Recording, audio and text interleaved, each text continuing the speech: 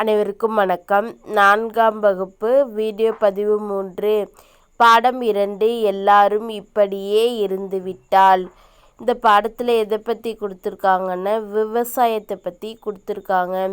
விவசாய தொழிலோட தற்போதைய நிலைமையை பற்றியும் சொல்லியிருக்காங்க.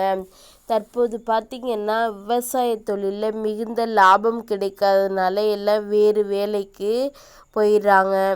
அப்புறம் விவசாயம் செய்ய ஆள் இல்லை. விவசாய நிலங்களில் பெரும்பாலும் வீடுகள் தொழிற்சாலைகள்னு கட்டிடுறதுனால விவசாய நிலங்களும் குறைந்து கொண்டே வருது. இருக்கிற நிலங்கள்லையும் என்ன பண்ணுறாங்க, இயற்கை உரங்களை பயன்படுத்தாமல் செயற்கை உரங்களை பயன்படுத்துகிறாங்க. நம்ம எல்லாரும் இப்படியே இருந்துட்டோன்னா என்னென்னலாம் நமக்கு தீமைகள் ஏற்படும் அப்படிங்கிறத பற்றி தான் இந்த கதையில் நமக்கு இங்கே ஒரு கிராமத்தில் நடக்கிற ஒரு கதை மூலயமா நமக்கு சொல்லியிருக்காங்க. வாங்க அதை பற்றி பார்ப்போம்.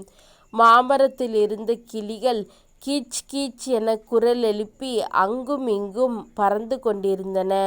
அருகில் இருந்த வைக்கோல் போரின் மீது சேவல் ஒன்று மெதுவாக நடைபயின்று கொண்டிருந்தது. தோட்டத்தில் துள்ளி குதித்து கொண்டிருந்த கன்றை கண்டு பசு மா என குரல் எழுப்பியது.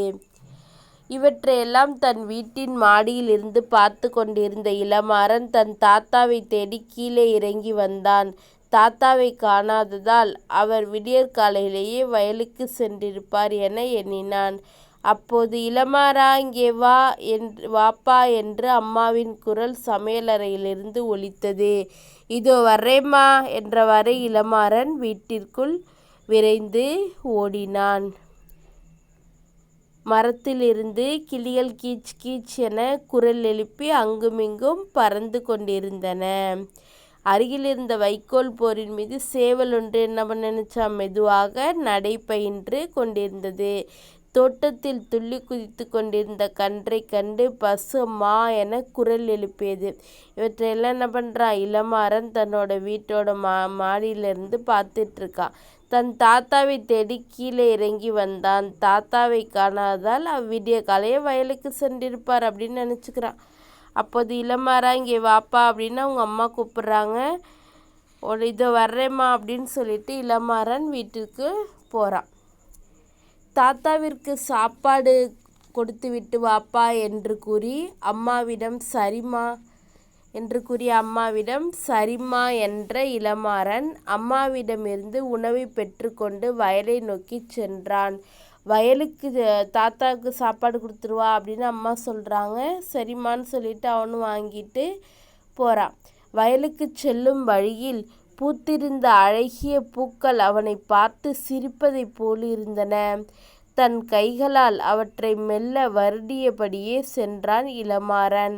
அந்த பூந்தோட்டத்தை தாண்டியதும் அடக்கத்துடன் தலை சாய்த்து கற்றறிந்த சான்றோர் போல குனிந்து நிற்கும் நெல்மணிகளை கண்டான். வயல் வரப்பை தாண்டாமல் தேங்கி நிற்கும் நீரை கண்டு மகிழ்ந்தான். அவன் சாப்பாடு எடுத்துகிட்டு போகிற வயலுக்கு செல்லும் வழியில் அங்கே பூத்திருந்த அழகிய பூக்கள்லாம் என்ன பண்ணிச்சான், அவனை பார்த்து சிரிப்பது போல இருந்துச்சான். தன் கைகளால் என்ன பண்ணானா, அவற்றை மெல்ல வருடியபடியே சென்றான் இளமாறன். அந்த பூந்தோட்டத்தை தாண்டியதும் அடக்கத்துடன் நெல்மணிகள்லாம் என்ன பண்ணிச்சான், நன்கு படித்த சான்றோர்கள்லாம் எப்படி இருப்பாங்களாம், அடக்கத்தோடு இருப்பாங்களாம். அதுபோல் அடக்கத்தோட தலை சாய்த்து குனிந்து இருந்துச்சான் நெல்மணிகள்லாம். வயல் வரப்பை தாண்டாமல் தேங்கி நிற்கும் நீரையும் பார்த்து மகிழ்ந்தானான்.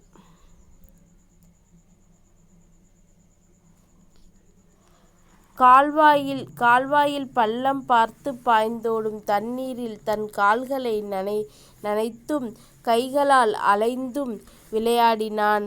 அப்போது எழுந்த ஒலியை கேட்டு அருகிலிருந்த வலையிலிருந்து நண்டுகள் எட்டி பார்த்தன. அவை தம் கொடுக்குகளை மேலும் கீழுமாக அசைத்து நகர்ந்ததை பார்த்து வியப்படைந்தான். கால்வாயில் பள்ளம் பார்த்து பாய்ந்தோடும் தண்ணீரில் என்ன பண்ணுறான், தன்னோட கால்களை நனைக்கிறான். கைகளால் அலைந்தும் விளையாடினான். அப்போது அந்த ஒலியை கேட்டு, அவன் விளையாண்ட ஒலியை கேட்டு அருகில் இருந்த வலையிலேருந்து என்ன பண்ணிச்சான், நண்டுகள்லாம் எட்டி பார்த்துதான். அவை தம் கொடுக்குகளை மேலும் கீழுமாக அசைத்து நகர்ந்ததை பார்த்து வியப்படைந்தான். சற்று தொலைவில் தாத்தா வயலில் தனியாக வேலை பார்த்து கொண்டிருப்பதை கண்டான். தாத்தா தாத்தா என்றழைத்தவாறே அவர் அருகில் சென்றான். தாத்தாவை அவனுக்கு மிகவும் பிடிக்கும். இளமாறன் குரல் கேட்டதும் தாத்தா திரும்பி பார்த்தார். பார்த்து வாப்பா என்று சொல்லிக்கொண்டே அவன் அருகே சென்றார் தாத்தா. ஓடி வந்து தன்னை கட்டி கொண்ட பேரனை உச்சி மோந்து தூக்கி மகிழ்ந்தார். அவன் கொண்டு வந்த உணவை பெற்று கொண்டார். அருகிலிருந்த வேப்ப மரத்தின் நிழலில் தாத்தாவும் பேரனும் அமர்ந்தனர். தாத்தா தன் கையாலேயே பேரனுக்கு உணவு ஊட்டி மகிழ்ந்தார். உணவை சாப்பிட்டு கொண்டே இளமாறன் அவரிடம் பேசத் தொடங்கினான். இருவரே என்ன பண்ணுறாங்க, அருகில் இருந்த ஒரு வேப்ப மரத்தோட நிழல்ல தாத்தாவும் பேரனும் அமர்ந்திருக்காங்க. தாத்தா தன் கையால் பேரனுக்கு அவன் கொண்டு வந்தாலே அந்த உணவு அதை ஊட்டி மகிழ்கிறார். இருவரும் சாப்பிட்டுக்கிட்டே பேசுகிறாங்க. தாத்தா, நீங்கள் ஏன் இவ்வளவு வயதாகியும் நிலத்தில் வேலை செஞ்சு துன்பப்படுறீங்க? செல்லக்குட்டி, எனக்கு அவ்வளவு வயசு ஆயிடுச்சு. இங்கே பாருப்பா, இந்த வயலில் வேலை செஞ்சு தான் என் உடம்பு இன்னும் வலிமையாக இருக்குது. நான் இதுவரைக்கும் நோய் நொடின்னு படுத்ததே இல்லை கண்ணு. இந்த வயலு தான் நமக்கு சொத்து. இந்த மண்ணில் விளையிற பயிர்கள் தான் நம்மை வாழ வைக்கும். நாம் உண்ணுகின்ற உணவுப் பொருட்கள் எல்லாம் என்னை போல உழவர்களின் உழைப்பின் மூலமாக கிடைக்கிறது தான். நெல், கம்பு, கேழ்வரகு, உளுந்து, துவரம்பருப்பு, எண்ணெய் வித்துக்கள், காய்கள், பழங்கள், இன்னும் நிறைய சொல்லி கொண்டே போகலாம். அத்தனையும் விளைவிப்பது நாங்கள் தான். அதனால் இந்த நிலத்தை தான் நாம் தெய்வமாக வணங்கணும். செல்லக்குட்டி, இந்த நிலத்தை ஒரு நாள் பார்க்கலைன்னாலும் எனக்கு தூக்கமே வராதுப்பா. அது மட்டுமா, இந்த நிலத்தில் விளையிற விளைச்சலை எல்லாம் நமக்கு மட்டும் பயன்படுதுன்னு நினைக்கிறியா? அதுதான் இல்லை. நம்ம தேவைக்கு போக விளைந்ததை பிறருக்கு கொடுக்கும்போது கிடைக்கிற மகிழ்ச்சி இருக்கு பாரு, அதுக்கு ஈடு இணையே இல்லைப்பா அப்படின்னு சொல்கிறாரு. அதாவது என்ன சொல்கிறாருன்னா, அவங்களுக்கு வயசாயிடுச்சுல்ல தாத்தா, நீங்கள் ஏன் இந்த வயலில் கஷ்டப்படுறீங்க அப்படின்னு கேட்குறான். அதுக்கு என்ன சொல்ல, எனக்கு என்ன அவ்வளோ வயசாயிடுச்சு அப்படின்னு கேட்குறாரு. நான் இந்த வயலில் வேலை செய்கிறதுனால தான் என்னோடய உடம்பு நல்லா இருக்குது. எனக்கு நோய் நொடியெல்லாம் எதுவுமே வந்ததில்லை. நெல், கம்பு, கேழ்வரகு, உளுந்து, துவரம்பருப்பு, எண்ணெய் வித்துக்கள், காய்கள், பழங்கள் இதையெல்லாம் என்ன பண்ணுறாங்க, உங்களுடைய உழைப்பின் மூலமாகத்தான் விளையுது. இதை நாம் சாப்பிட்றதும் இல்லாமல் அடுத்தவங்களுக்கு கொடுக்கறதுல தான் எனக்கு மகிழ்ச்சி அப்படின்னு சொல்கிறாரு. ஆமாம் தாத்தா, சரியாகத்தான் சொல்கிறீங்க. உழவர்கள் தான் உலகத்துக்கே அச்சாணின்னு எங்கள் ஆசிரியர் கூட சொன்னார் அப்படின்னு சொல்கிறான். இது வரைக்கும் இன்றைக்கி படிங்க.